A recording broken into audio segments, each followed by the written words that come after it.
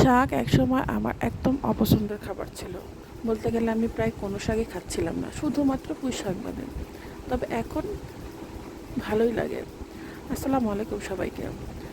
আজকে আমার অপছন্দের জিনিস শাক।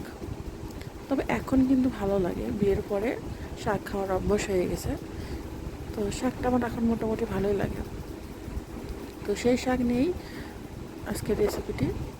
আজকে ২ রকমের শাক রান্না হচ্ছে। আম্মা ২ রকমের শাক রান্না করতেছে।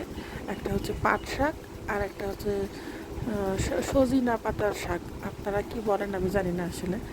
তো এখানে পাট শাকটা প্রায় রান্না হয়ে গেল।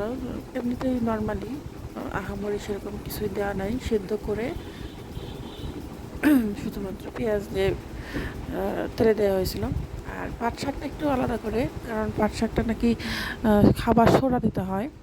তো খাবার সোডা দিয়ে আর মরিচ দিয়ে সেদ্ধ করে নেওয়ার পরে এখানে যে তেলে দেওয়া হচ্ছে। আমার মায়ের হাতের আমার আসলে সব কিছুই পছন্দ। তো মা আর শ্বশুরবাড়ির কাছাকাছি হলে যা হয় আর কি।